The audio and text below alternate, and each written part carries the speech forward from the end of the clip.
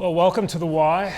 General, it's a pleasure to share the stage with you. Pleasure is mine. I should be interviewing you. You're the one in the arena these days. And I congratulate you on your courageous move from the Wall Street Journal to the New York Times.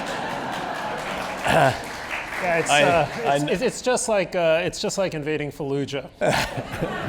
I was just going to say, I know it's only 6 blocks as a crow flies, but it's a little bit further philosophically, I suspect, at least in the editorial department where you're holding forth. But thank you for that. And I want to welcome 9 members of his family are here to grade his work this evening. You're a courageous man. And by the way, there's an assistant U.S. attorney, I think Matt Hellman, in the audience as well. I'd love to meet him in the green room afterwards because a noted authority on leadership, our son, says that he is absolutely inspirational in the Southern District of New York. Well, where we need him. Exactly. Right. That's the special operations of prosecutors these days, as you may know. So I've heard. But we're going to talk about America's role in the world and not the Southern Districts per se, right? There is some overlap, apparently. This conversation's already getting interesting. General, I want to start by asking you, there was a remarkable piece in the Times not too long ago about a young soldier who is deployed to Afghanistan, at least he was at the time that the article appeared, who was born not long before the attacks of 9/11, which means that for practically his entire life, the United States has been deployed and at war in Afghanistan. And you commanded our forces in Afghanistan. There is a real question about why we've been there so long and what we can hope to accomplish, and whether we shouldn't simply withdraw after such a long, sustained, and some might argue fruitless effort. So can you begin there? Look, I think you always have to start when talking about Afghanistan to recall why we went there. And we went there for a very simple reason. That's where the 9/11 attacks were planned, when al-Qaeda had a sanctuary in eastern Afghanistan during the time that the Taliban controlled the bulk of the country. We went in to eliminate that sanctuary. We have stayed to keep al-Qaeda from reestablishing a sanctuary in eastern Afghanistan, something that they repeatedly try to do. And unfortunately, now the Islamic State is also trying to establish a sanctuary there. Beyond that, Afghanistan has enormous importance to us as a platform for the regional counterterrorism campaign that the New York Times reports on periodically. And that is, again, quite a significant action. We have been able to continue to achieve the mission despite drawing our forces down. When I was privileged to command the coalition in Afghanistan, it was 150,000 forces on the ground. It's now down to below 20,000. 100,000 were American at that time, now about 14,000 are. My contention is that mission remains very, very important. We have been able now to carry it out in a way that has dramatically reduced the cost to the United States and to the coalition countries. In terms of blood and treasure. There's no question that Afghan security forces have sustained very tough casualties, though. And my fear is that were we to leave, because of all the challenges that Afghanistan faces, keeping in mind that there were a number of huge differences between Iraq and Afghanistan. In fact, I pointed them out to Secretary Rumsfeld one time when he asked me to go there on my way home from the 3-star tour in Iraq, and the very first slide in the briefing was Afghanistan does not equal Iraq. And number one is that the enemy headquarters, if you will, the leaders are beyond our reach. The Afghan Taliban is in Baluchistan, south of Afghanistan, and the Haqqani network, al-Qaeda leadership, Islamic movement of Uzbekistan, the Pakistani Taliban and others are all in North Waziristan in the federally administered tribal areas of Pakistan. It's immensely frustrating. We worked very hard with our Pakistani partners to try to chip away at that. Some progress, but not enough. And at this stage, I fear that were we to pull out without some agreement that's fairly ironclad, that we would end up having to go back. We have seen this happen before. You can argue whether or not leaving 5,000 or 10,000 U.S. troops in Iraq would have prevented the Islamic State from getting back on its feet, having been destroyed as al-Qaeda in Iraq during the surge and beyond. What you can argue about is that we could have reacted much more rapidly in helping our Iraqi partners in that case, as the Islamic State swept back into the country, having gone to Syria to capitalize on that civil war. So that's the situation. I do remind people that we have been in Korea for, what is it now, 70 odd years or so, in Europe even longer, noting that obviously we're not taking casualties and it's not a true war zone the way that Afghanistan is. You just used a phrase, our Pakistani partners. Is that an accurate phrase? That's what is it? What's the term of art that you use in that? That's, I guess, diplomatic speak. Oh, I was going to say BS, but... You know, it has been a very difficult relationship at times. There have been periods where it has been very, very heartening.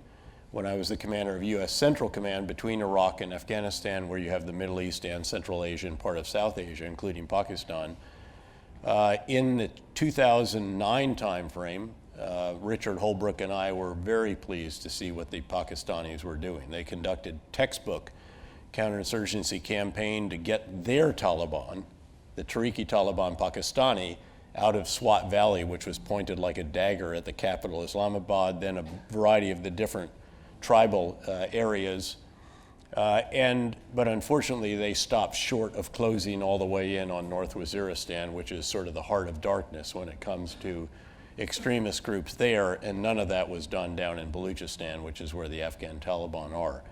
We had hope during that period. There was very close coordination. We were providing an enormous amount of assistance to them. We actually had special forces all the way down, just sort of behind the battalion headquarters, which is fairly close to the front lines. We were helping them with some of our intelligence, surveillance, and reconnaissance assets. And then you get the hopes dashed. Sometimes there are reasons for that, like the Raymond Davis affair, the CIA contractor who shot 2 Pakistanis who allegedly had threatened him in the streets of one of the big cities. Then there were WikiLeaks, which said very unkind things about our Pakistani partners, and then a Bob Woodward book, which did the same thing. Do you think it's credible that Pakistani military and senior officials did not know that bin Laden was a mile away from their West Point? Yes. In fact, we're very confident, high confidence would be the term of art in the intelligence community, that they did not know. What is particularly ironic is that I had literally flown right over that compound as we were on final in a helicopter to land at the Pakistani Military Academy, where I addressed the Corps of Cadets on one occasion as CENTCOM commander. A year later was obviously in command in Afghanistan when we did the raid that killed him. But no, I don't think they did know that. And we're quite confident in that. We talk about defeating al-Qaeda, defeating Islamic State, offshoot Islamist militant or terrorist groups. Yes. Does the word defeat really, is that an achievable goal? We have indeed defeated the Islamic State in Iraq and Syria, that is the Islamic State Army. And this is and I appreciate you raising the distinction. By the way, keep in mind that when it came to al-Qaeda in Iraq, we hadn't just defeated them, all of them. I'm now including the insurgent and terrorist groups, which have not been defeated yet in the Islamic State, and those are sort of reorganizing. We destroyed al-Qaeda in Iraq during the surge and kept them destroyed for the subsequent 3 years until we pulled out and the Prime Minister pursued ruinously sectarian policies that gave the Sunni Arabs, they felt like they'd been torn away from the fabric of society once again after we put it back together. So even destruction, all that means is that they are rendered incapable of accomplishing their mission without reconstitution. And you can never forget, we have not yet found a way to put a stake through the heart of the ideology of this extremist line of thinking that is attractive to a tiny, tiny subset of a quite large religious group. And that is the challenge. I have cautioned, even the year before we finally took away the Islamic State caliphate on the ground, and that was a significant accomplishment in Iraq and Syria. And before we could say that we had defeated the Islamic State, I said, we will defeat the Islamic State army. We will not defeat the Islamic State insurgent cells that will recreate after this. They'll be broken up. And again, there are estimated at least 10,000 still fighters, and that's beyond the ones that are in these detention facilities. And then there are terrorist cells, and they are still carrying out attacks in Iraq and in Syria. Just as the Taliban was shattered when we took that regime, if you will, in the process of getting rid of the al-Qaeda element in eastern Afghanistan, it took them several years, but they sat over in Pakistan and they gradually reconnected and regrouped, and they put their foot back in the water and then get out, and then they jumped in and they kept after it. So we have to be, I have often said, and some in the audience will have heard me say here, this is a generational struggle. This is not the fight of a decade, much less a few years, and therefore you have to have a sustained commitment. But the key to being able to sustain a commitment in a democracy, needless to say, is that it has to be sustainable in terms of blood and treasure. I would contend that we actually have figured out how to do that, enabled most significantly by this constellation of drones that we can put up in the sky. You know, by my calculations, we can do something like 5 or 6 times all of the unblinking eyes. These are orbits that are 24/7, 5 or 6 the number of all of our possible allies and partners put together, and very few of them will shoot from those platforms. I want to get to an extraordinary capability. I want to get to the question of drones in one second for obvious reasons, but a lot of Americans, I think, quite reasonably might say, look, in the 1960s, our security establishment told us that unless we remained engaged in Southeast Asia, an entire region would be lost to us with untold consequences around the world. Now they ask themselves, it used to be that the justification for being in the Middle East is we needed the oil. Now we are increasingly an energy independent, if not country, certainly a continent. Not quite yet, but we're approaching that. As North America, we might actually. We certainly are in natural gas, not quite in crude oil. Well, and unless, you know... But dramatically different situation. I mean, we have doubled America's crude oil production from 6 million to 12 point something million barrels per day. It's extraordinary. And that's the point many of them will make, that the ideological justification, or I should say the strategic justifications for America's continued large presence in the Middle East are sort of evaporating, A, because of the different energy equation, and B, because terrorist cells can as easily spring up in a place like Molenbeek in Brussels as they can in Mosul in Iraq. So how do you answer that? Very simple, actually. It's actually pretty straightforward. Again, several takeaways, I think, from the wars against the Islamist extremists since 9/11. Number one is ungoverned spaces in the Muslim world will be exploited by Islamist extremists. It's not a question of if, it's a question of when and how bad. Number two, you actually have to do something about it. You cannot study this problem until it goes away, because Las Vegas rules don't apply in these places. What happens there doesn't stay there. And one of the reasons actions have been taken in Molenbeek and other places in Europe is because of the influence from these areas where extremists have taken control and have been proselytizing and have been using the cyberspace and all the rest of that. By the way, that's the other caliphate that we have not put a stake through the heart of, and that's the cyber caliphate. If you look at the reasons why our NATO allies have been as consumed as they have been with populism and ultranationalism, it's largely because of the tsunami of refugees that spewed out of Syria when we did not take action early on, not necessarily to say that Bashar al-Assad was going to go, but to establish some kind of buffer, which we ultimately have done. Remember, the caution was, well, we cannot do this, it would be too challenging. It's exactly what we have done in northeastern and eastern Syria. We have established essentially a no-fly and a no-drive zone in the course of defeating the Islamic State in those particular areas, and that was the place where they were most significantly based in Syria and that part of the caliphate. Number three is usually the U.S. has to lead because of, again, the disproportionate capacity that we have. Keep in mind that we spend more on defense than China, Russia, and the next 8 or 9 other countries. And then number four is that you can't just use counter-terrorist force operations to counter terrorists. Paradoxically, it takes a comprehensive effort, a comprehensive civil military effort. But we have now figured out how to accomplish that, how to carry out such a campaign without us doing the fighting and dying on the front lines, without us having to do all the aspects of restoration of basic services, rebuilding the damaged infrastructure and so forth.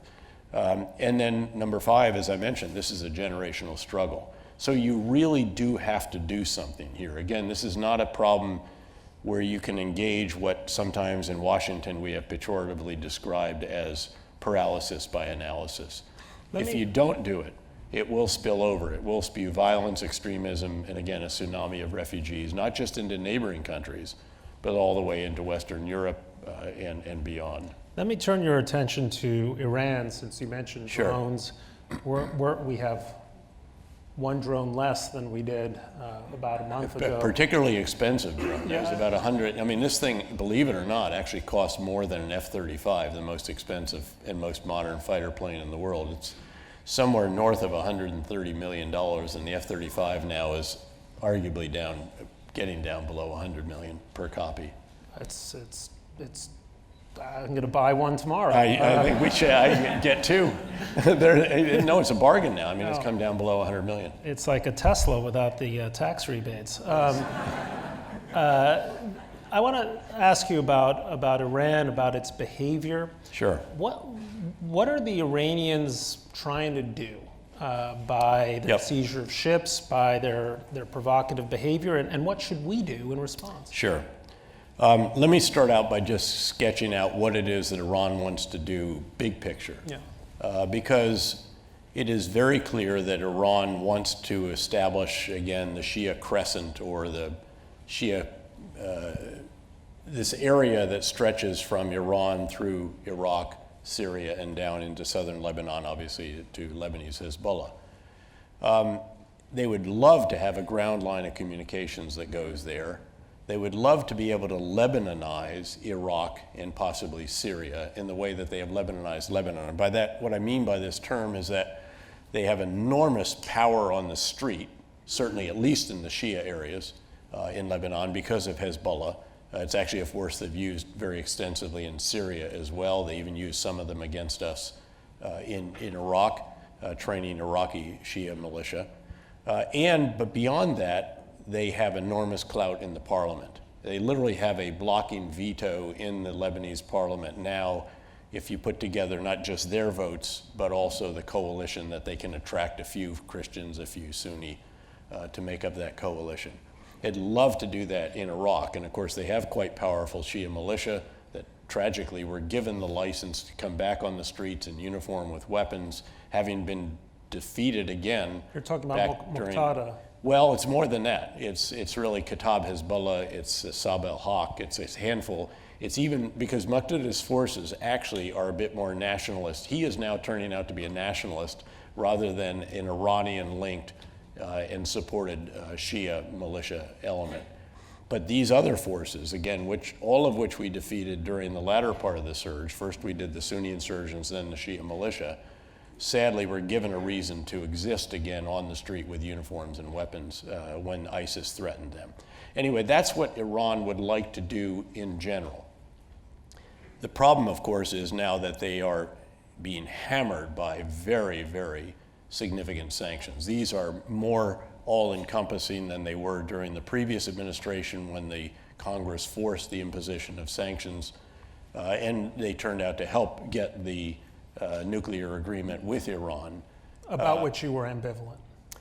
I was, for a variety of different reasons. One, look, the Iran deal had some very good features. I mean, you get rid of all of the so-called medium enriched uranium, the 20%. Keep in mind, weaponization is 90+%. You got rid of 99% of the low enriched uranium. You turned the plutonium path to a bomb, eliminated that by pouring cement into the reactor core. quite intrusive inspections, not perfect. There's some places we'd like to have gone quicker and they sanitize and so forth, but generally a pretty intrusive inspection regime. And the deeply buried site that Israel, no one could crack except for the US Air Force, that site has been turned into a research facility and we have access to it with these intrusive inspections. The Israeli Chief of Defense Staff stated right after that was established and right after he took the job, not to wide applause, I don't think, from necessarily the prime minister at the time, but he stated that that deal made Israel safer for 10 years. 10 years is the operative, because the shortcoming of the deal was, of course, that it had sunset clauses for different elements of the deal, and that's the most worrisome aspect of it. The other is, of course, it allowed Iran to re-enter the global economy, to get back some $50 or so billion that were being held around the world, many of which had claims against them, so they didn't reap all of that. And of course, they never really were able to fully capitalize on the rejoining the global economy because of the looming threat of sanctions that was held out there by President Trump beginning fairly early on in his administration, even though it took a while to actually reimpose these sanctions. So now Iran is in a serious box. They're in a corner. Their currency is plummeted, GDP growth is in free fall, inflation is skyrocketing. The people already were unsatisfied with what had transpired after the deal, and they now have to figure out how do they get out of this corner. Ultimately, there's only one way out. They're going to have to sit down and negotiate with the United States, or they're going to have to grit their teeth, tighten their belt, and really suffer through some very tough times if they hope that in November of 2020 someone else is elected who might have a different view of this, and come January 20th or 21st, whatever, that someone new will be inaugurated and the sanctions can be lifted. But just explain this to me, because the Iranians, it seemed to me, had achieved something significant in that they divided the United States from our European We friends. allowed a wedge to be driven, frankly, and this is why my approach would not have been to end the Iranian nuclear deal, which of course they hadn't violated, but rather to impose sanctions because of the two other very worrisome developments, and that is this militia activity that I've described. Sometimes it's referred to as so-called malign activity. It's not so-called, it is seriously malign activity. And 500-600 of our soldiers were killed by this malign activity with the projectiles that were provided to the Shia militia just really during the period of the year and a half, 2 years of the surge. And of course, the activity they're doing in Syria to build up another front that would threaten Israel in addition to the one they've already built up with Hezbollah threatening Israel from the north. But let me and then it's the missile program, that's the other.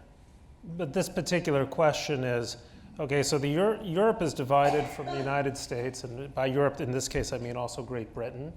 Also, by the way, Russia and China, because right. remember it was the permanent 5 members of the UN Security Council plus 1 plus Germany. So why do they seize a British ship? They seized the British ship because the British seized one of their ships off Gibraltar. That, I think, is a very legal seizure, because that ship was going to violate sanctions on Syria and deliver oil to Syria.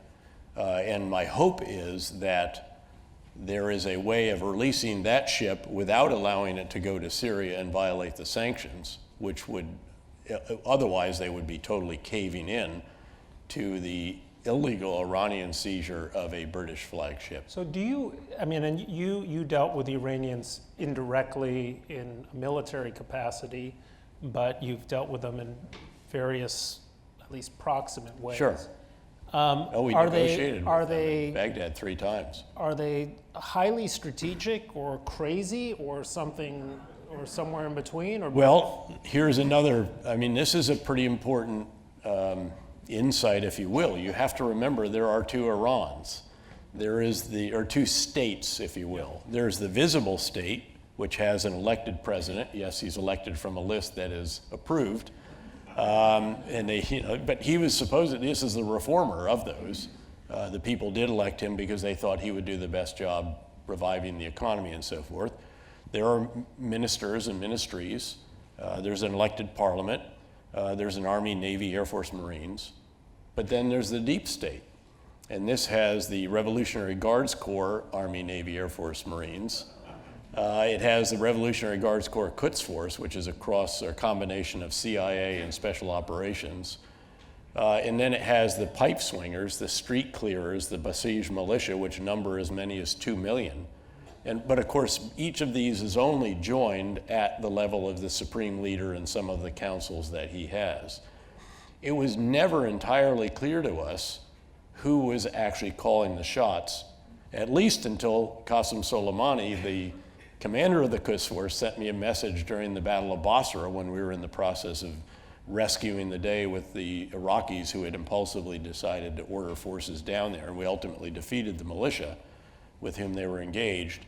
But in the middle of that, he sent me a message through the president of Iraq, which said, General Petraeus, you should know that I, Qasem Soleimani, control the policy for Iran when it comes to Iraq and also Syria, Lebanon, Gaza, and Afghanistan. And so that cleared that up. Clearly, was this had, on a Hallmark card? Not quite. No, it was conveyed.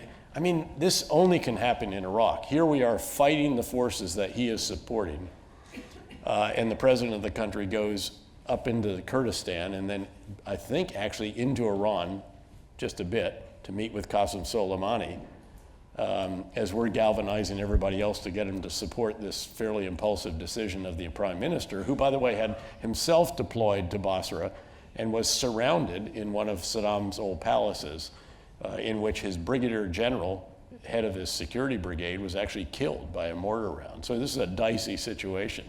Anyway, again, this is welcome to the land of the two rivers, as we used to say. And in your estimation as a strategist in general, is Qasem Soleimani the Erwin Rommel of our time, or how do you rate him? He's had ups and downs, but he is a diabolically clever.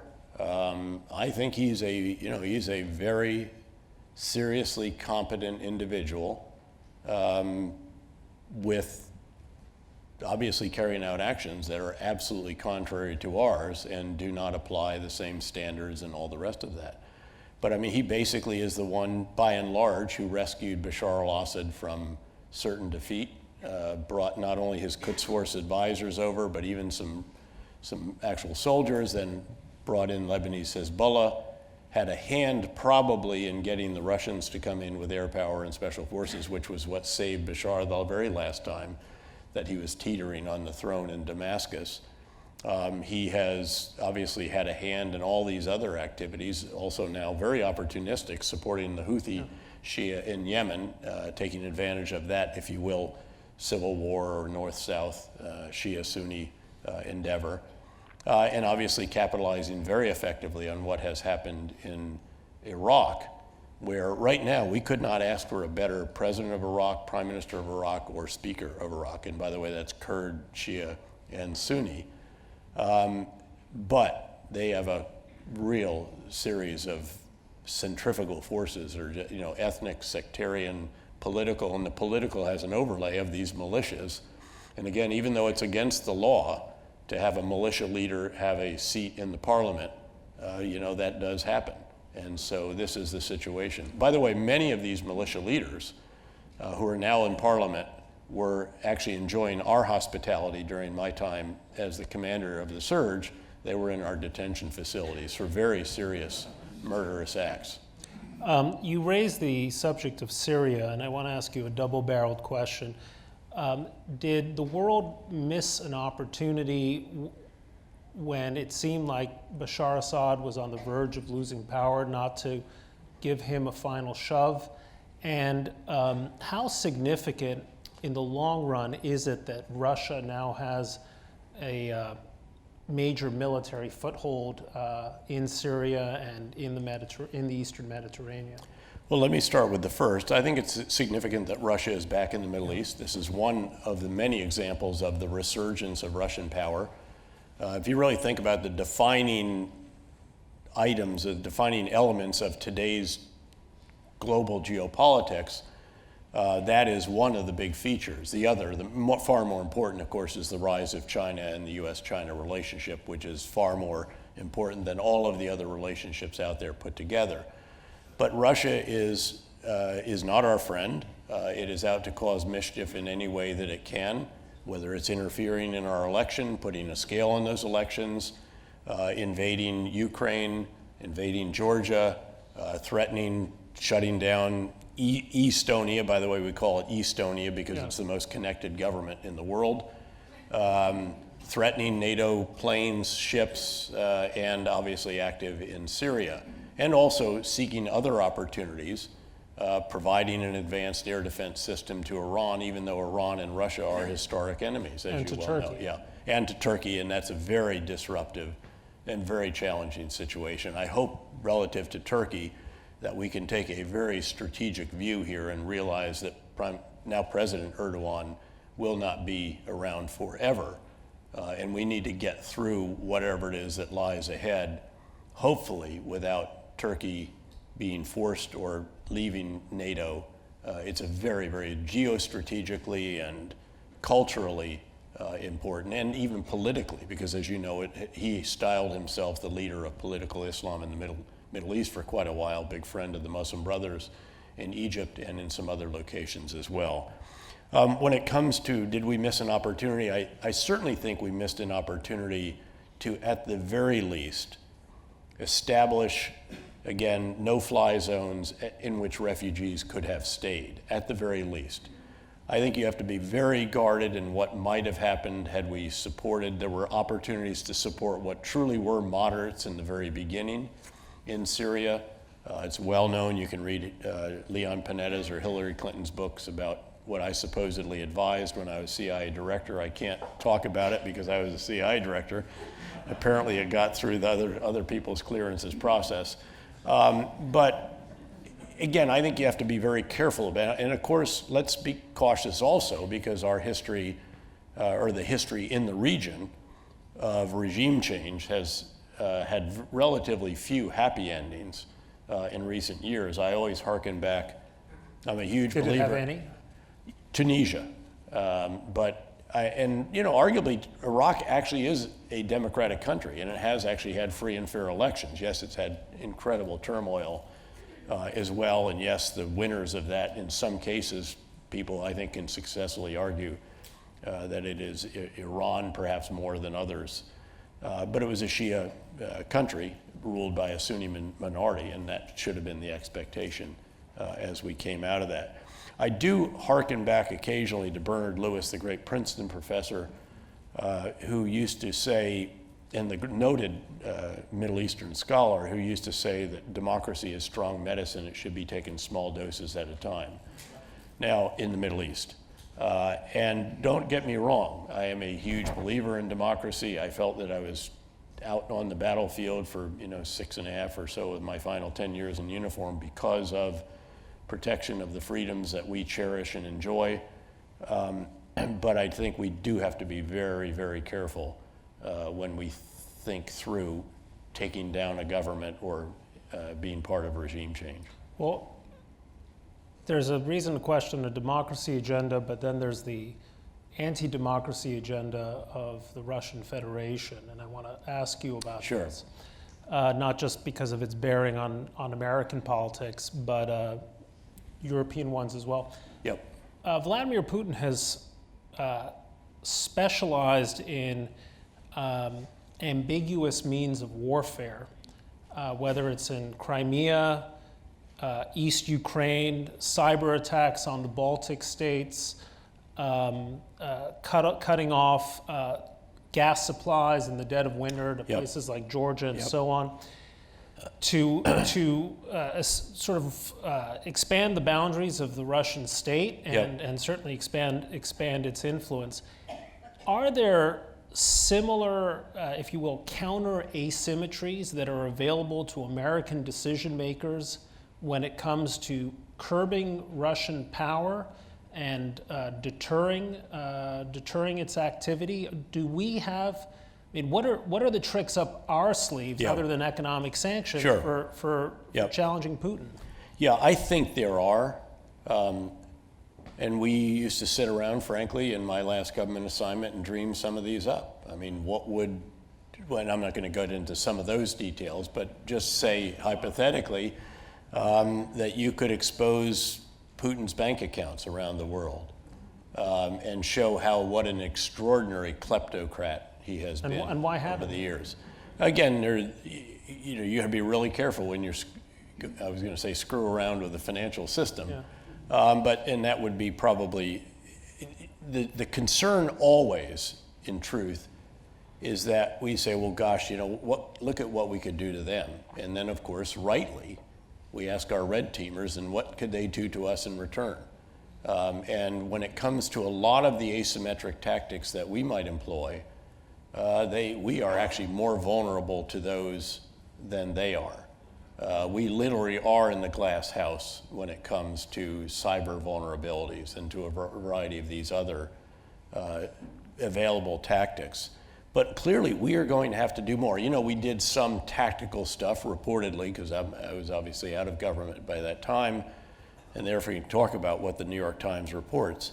But in the midterm election, right before the midterms, NSA and Cyber Command actually disrupted what it was that the Russian hackers and influencers were doing, sent messages to them. We know where you are, we know who you are, and the rest of this.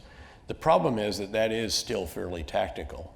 And the other problem is that whenever you use a cyber weapon or a cyber capability, you're not sure you're going to be able to use it again, because in many cases that exposes a capability that we have.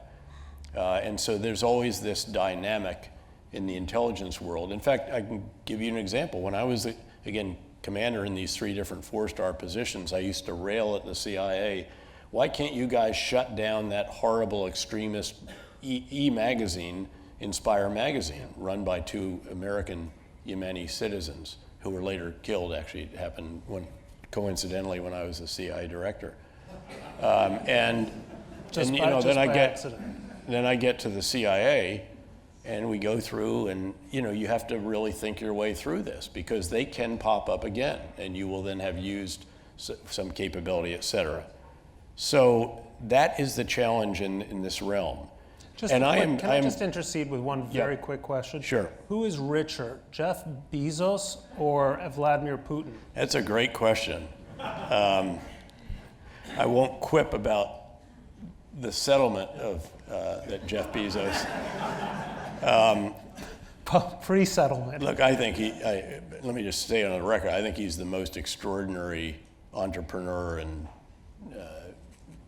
truly an incredible. I mean, he has been unerring in his getting the big ideas right. He and Jack Ma, I think, really rank at the very top of that list. In any event, let me come back to this issue, because what you're really getting at is, should we be concerned about the rise of illiberal democracy in Europe and in a number of other places around the world? But if you look at the big democracies of the world, virtually all of them, with the possible exception of Japan, maybe arguably India, although I think this last election showed populism and ultranationalism as well, all of the major democracies of the world are affected by this. And that's not a positive development in general. And it comes at a time when the US-led democracies of the world with free market economics are being challenged by a meritocratic one-party system with a hyper-competitive market economy, albeit one with major state-owned enterprises in it, and that is, of course, China, with 1.3 billion people as their domestic market. And they have achieved in 40 years results that no country ever has achieved, probably in 100 years.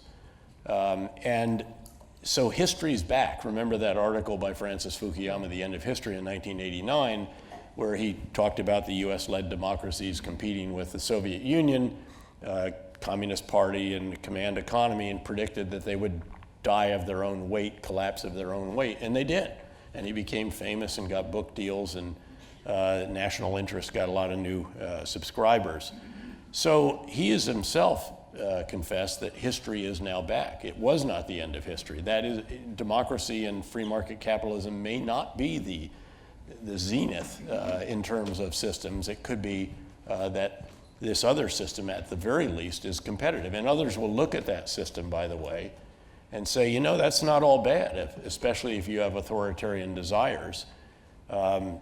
You can control what they said about you in social media, in the press, and all the rest of that. Russia is very effectively exploiting opportunities, again, in the democratic world, particularly, obviously, in Eastern and Western Europe, and then in the United States. Let me ask you about that, because there's one other country that had a remarkable 44-year run of economic success, which was Germany, from the Battle of Sedan and the unification of Germany all the way up until the guns of August of 1914, where suddenly it came together. It emerged as the most powerful country at the heart of Europe, a land power with naval ambitions that started freaking out. It was Great Britain, the great naval power of the time, leading to a series of coalitions. And mobilization, and it just started rolling, and all of a sudden you have World War I. Do you sense, are we, speaking of the return of history, do you see history repeating itself with today's China in the role of Wilhelmine Germany, looking for its place in the sun, demanding respect, bullying its neighbors, and creating coalitions against it that ultimately result in conflict? Is there a way out of repeating that scenario? I think there is. I think, first of all, we have to continually remind ourselves and decision makers in both countries that we are in a nuclear age.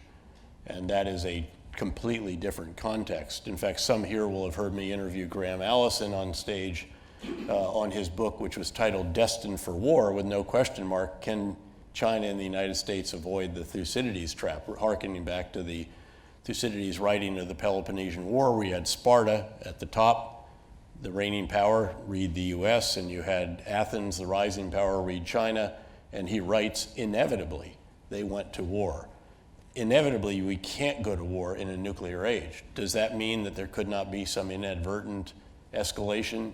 No, and that's why I truly believe, again, if you come back to the most important relationship in the world, it's US and China. And the biggest imperative for our foreign policy is to have a coherent and comprehensive approach to China. That means that China is the main effort, to use a military term. Everything else we do is a supporting effort. And you ask about everything we're doing around the world, what is the effect of this on the US-China relationship? Do you leave the Trans-Pacific Partnership if you filter that question through a prism? I don't think so, actually, because you want all your allies and partners. How hard do you beat on your G7 partners or on your NATO allies? Rightfully insist that they spend 2% of GDP, but you still need them with us. How do you bring all of your Asia partners along? Could we have been firmer, say, in the previous administration, perhaps even before that, as we saw that China was not really proving the assumption that we had that if we welcome them into the World Trade Organization, even though they don't meet all the criteria, that they will get enmeshed in a global web of trade, and inevitably, as they get wealthier, and they will become more open, more transparent, and more like us.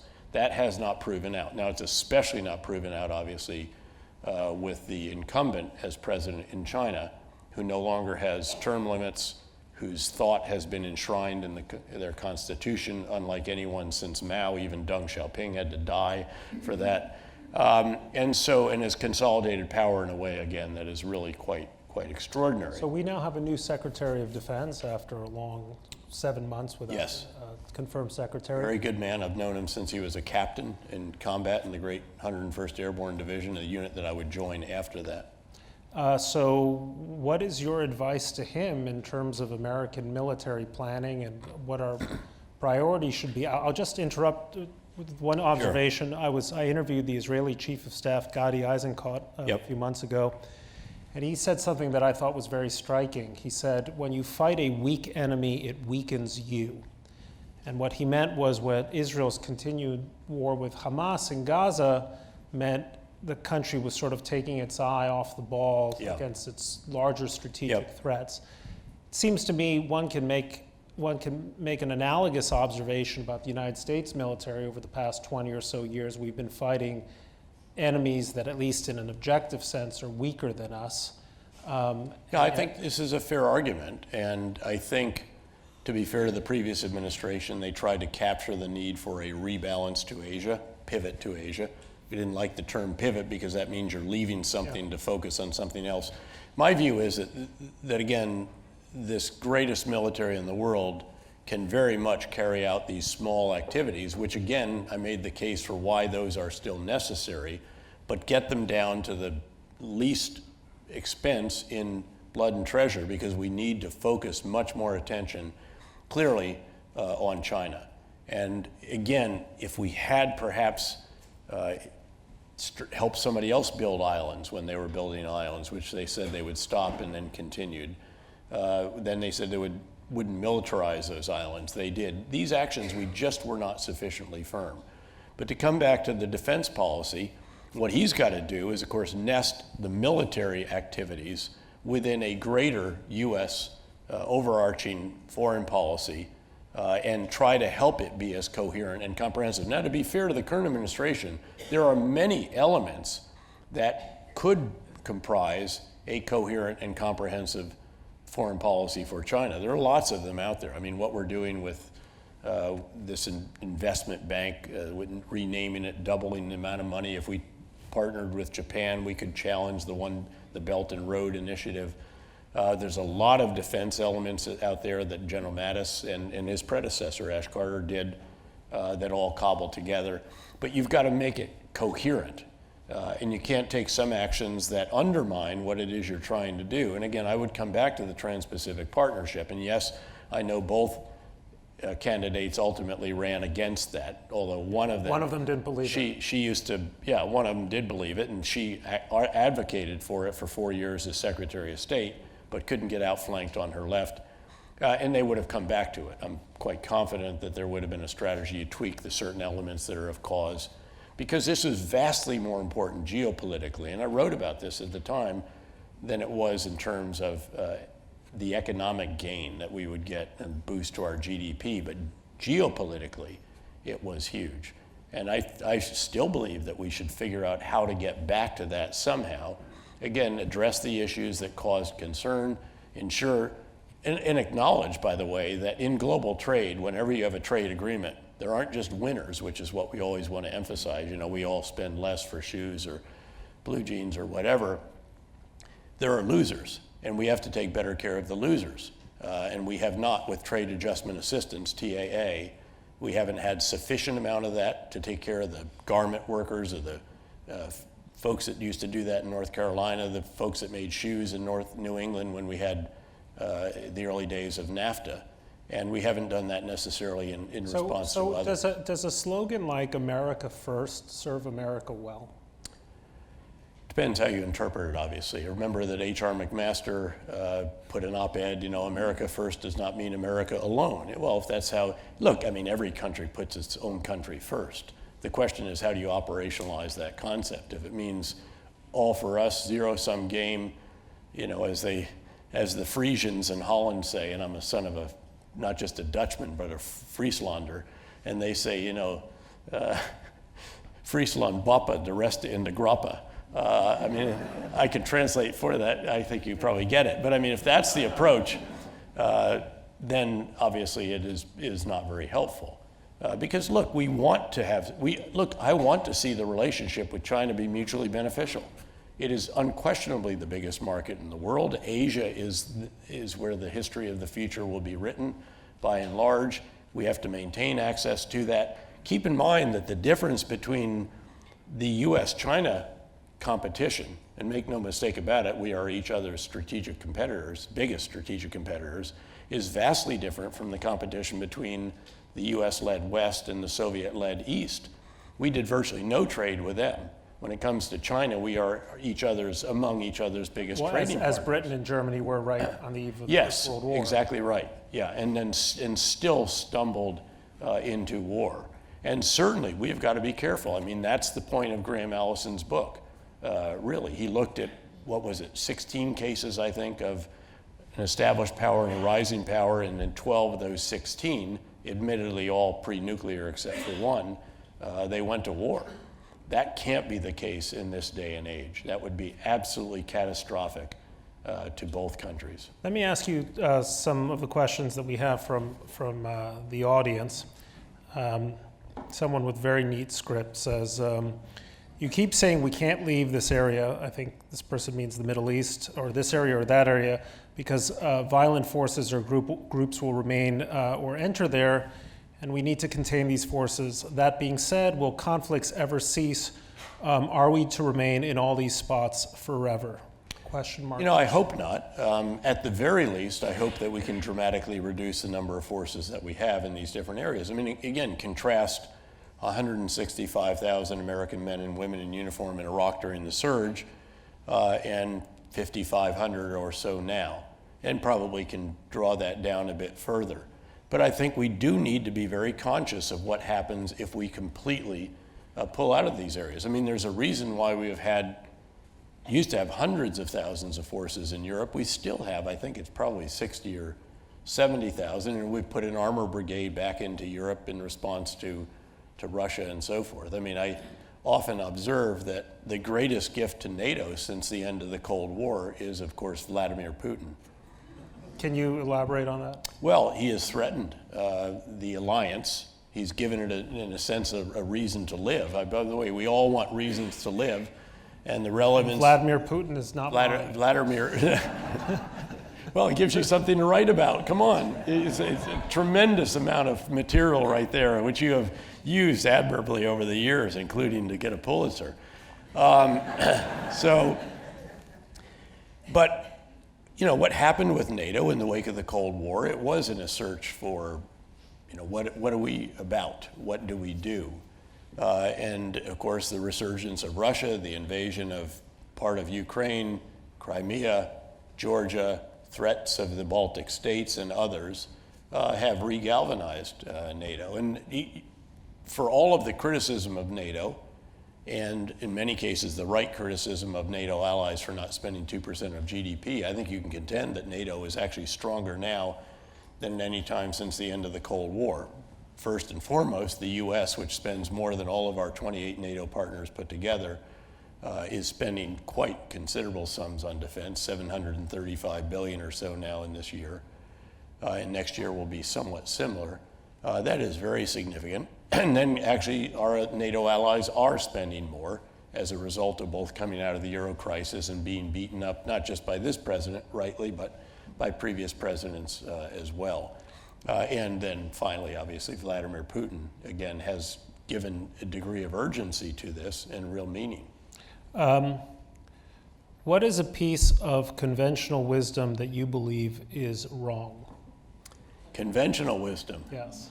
Gosh, shout it out. Give me a test. This is an open-ended question. This is like someone who asked Mike Pompeo the other day, what song comes to mind to you these days or something, and he was a bit stumped for a while. And well, let me offer you a suggestion. Please. China is a rising power, is a piece of conventional wisdom. But what if China is actually a declining power? I think China still is a rising power. Certainly its growth rate is slowing steadily. It has demographic issues, losing 5 million people out of its workforce a year, even though it's reversed the one China policy, nobody's having one child. Terrible pollution, ground, water, air, the largest debt to GDP ratio in the world, or among it, with perhaps tied with Japan, on and on and on. Having said that, they, I think, have some extraordinary capabilities. And you can say what you want to about autocrats, and I do. If you can get an autocrat who gets it right, you can get decisions. You don't have this paralysis by analysis. I mean, when they decide that they want to have a new university, they break ground on Monday. I don't know how many of you have seen, there's a fabulous YouTube video that shows China it's called building a bridge. Now, the truth is they built the bridge somewhere else and they sort of trundled over. The bridge is in place. This is an 8-lane highway right in the middle of Beijing. I'm sure you've been over it. It's in place in less than 48 hours. And we used to contrast that with the bridge over the Charles River that connects Harvard proper with Harvard Business School. And it was under construction for something like 6 years. In fact, the last time I was up there, there's still one solitary orange cone that was left behind. So again, this is why I say this is a competitor. Let me just challenge you on this, please. if I may. Don't get me wrong, I don't China like also surveillance has the largest state. number of large-scale bridge failures in the world. Their high-speed rail, which was a showpiece, has been coming apart with huge accidents. Why? Because they pour low-grade concrete into the rail ties. One of the problems with autocratic governments is when you have a wise autocrat and he gets it right, great. But if he gets it wrong, the consequences are large. Belt and Road. And that is the big question. And is the Belt and Road going to be successful? Belt and Road is like the Japanese buying craziness? Rock Center. Like, you're welcome to it. But the danger is that a declining China is likelier to take its chances militarily, because powers that know they are rising are capable of biding their time, and powers that fear that their power is fading are going to be opportunistic and adventuresome. And will resort to nationalism. Right. To get the people's eyes off the fact that the bridge collapsed or the high-speed rail isn't all that it's cracked up to be. Having said that, again, having spent a reasonable amount of time in China, I sure like the infrastructure that they have in an awful lot of their cities, as I have bounced down various streets in this greatest of all cities. And by the way, I forgot to say up front that we are, of course, incredibly privileged to be at the greatest intellectual critical mass, of course, in the greatest city in the world. Well said. Let me just ask you a few more questions. Much has been said. Flattering your audience is an excellent. You can never go wrong with that. Much has been said about the success and failures of the Obama doctrine in Syria and the Middle East more broadly. Can you decipher if there is a Trump doctrine? If so, what is it and what should it be?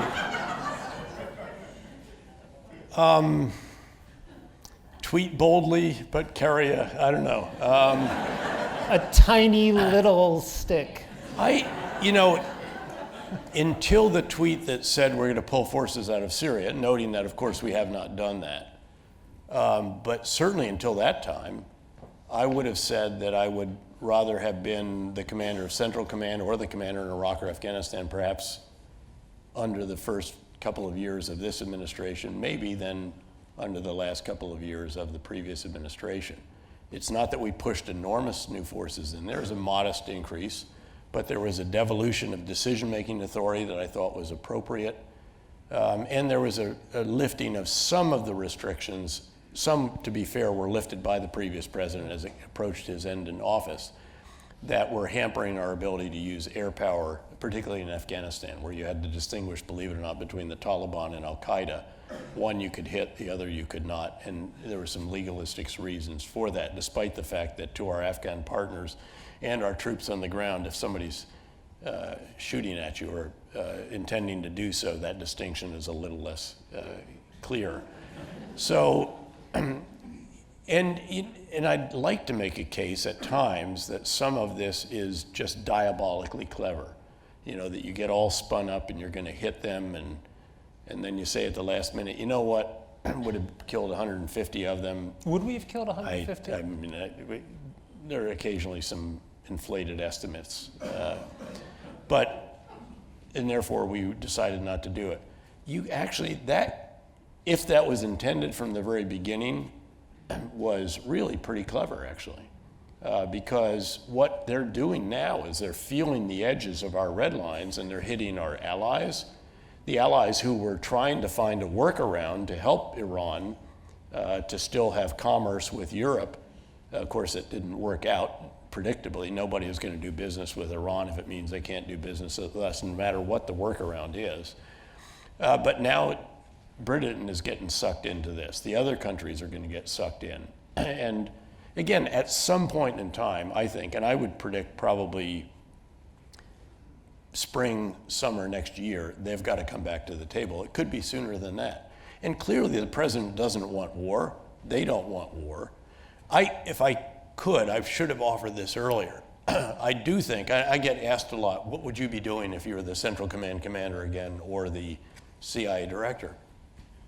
The obvious response is we'd be dusting off contingency plans, we would be rehearsing some components of that, would be setting the theater, as they say, logistically with some additional forces, additional air defenses, and so on. But I would also be seeking a bit more clarity on what our specific policy objectives are. Because at least from the outside, it's not entirely clear to me whether we want just to ensure they never get a nuclear weapon, in which case, arguably, you put the nuclear deal back in place and negotiate for new sunset horizons, perhaps forever, or negotiate the additional protocol, this other term, and have enforcement mechanisms and snapback and so forth. But really, what is it we want to accomplish relative to the missile program? Again, in policy options, and this is what policy objectives, this is what the NSC and the president need to provide to people like the Central Command commander and the director of the CIA and the State Department and others. And I'm not entirely clear right now on what that is. And I think there's probably a bit of an intellectual tug of war going on between certain elements, perhaps in the White House, that are more bellicose, more aggressive, and then other elements in that same White House, perhaps in the Oval Office, that are not so, and then some other state, DOD, probably cautious as well. And if tomorrow another American drone were to be shot down, as the last one was, and you were advising the president, what would you advise him to do? There are options that you can take. What they have done is tried to be fairly ambiguous in these. It's not crystal clear, the attribution, or there's some other element that was in their airspace, or you do something like that. There are actually options like that you could employ. And we dreamed up a variety of these when we were sitting around at MacDill Air Force Base or out in the forward headquarters in Doha, Qatar. And I think you probably, again, I assume they've already dusted these off. I know they have. And they are? Again, if I say it here, it won't be ambiguous anymore. Okay, I see. But there are those that are available. Again, the threshold's going to be, you heard an American take down a manned aircraft, do something serious to a U.S. ship, and then I think we're going to have to get much stiffer. The problem with anything with Iran is that this can get very big very fast if you don't watch out. Because if you're going to take out something, if it's fairly sizable, then you probably have to take out some of the integrated air defense, and it's more sophisticated now than it was when I was the commander. They have an S-300 from Russia, not top of the line, but close to it. You can do that. We absolutely can do that. But then what do you do about their ability to mine the Strait of Hormuz? Don't you want to take that out? What about their ability to threaten our forces and critical infrastructure and our allies and partners in the region, all the way including Israel? So I suspect that as they played this out for the president, he said, wait a second, let's be careful here. We actually sort of have them on the ropes. They have other options, certainly, that they can use, and we have some options that we can use. But if we get into a cycle of escalation, this could get out of hand. And now you could say that there could be, so far oil markets have been relatively reassured, not just because it's only a quarter to 1/3 of the oil and gas that fuels the global economy now, thanks in part to our energy revolution, but also because there's a sense that we're going to keep this thing going, we'll keep it open. If we get an oil spike at a time when Germany is very close or maybe in technical recession, Europe is slowing down, the European Central Bank is about to they're going to reduce interest rates and goose the monetary, do quantitative easing. We're about to do that. China is slowing down. That could be pretty harmful to the global economy. One final question, because I know time is running late. In 50 years, is America still number one, and why? I fervently hope that it is. And I am a huge believer in in our country. I'm a huge believer in our freedoms, the entrepreneurial spirit, all that has galvanized our country. I'm the son of an immigrant, Dutch sea captain who came here when the Nazis overran Holland and didn't have anything else to do but sign on with the U.S. Merchant Marine for what turned out to be a very long war. You look at what has galvanized this country. When I was teaching at the Honors College of the City University of New York, we looked at 4 great revolutions. These are ongoing right now, and we are leading or among the leaders in each one of those. Energy revolution we talked about, the IT revolution, which is really the basis for almost all of these, the manufacturing revolution, and the life sciences revolution. All of that is happening because of qualities and attributes and so forth that we have here in this country. That's not to say that we don't have a host of different issues that we've got to resolve, including better education for the bottom 30, 40% of our country, income disparity that has grown to the Gilded Age proportions. Obviously, comprehensive immigration reform is needed, which would include security of the border, and just the sheer hyper-partisanship in Washington alone, which has literally disrupted our great democracy.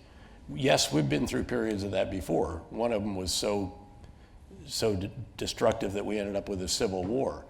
But now we're competing with a country that is much, much more capable if the autocratic leader continues to get it right. And I think we have to take that very seriously. We really have to start by looking internally and asking what we need to do to address these issues that have caused democracy in Washington in particular to be disrupted, and then go about fixing that and then the other issues that we confront. Well, I think this has been the longest time in 26 months, 75 minutes that have gone by without the Mueller report being mentioned even once. And so for that, among many other reasons, I thank you. Honored to be on stage. Ladies and gentlemen, Thanks, Greg. Thank you.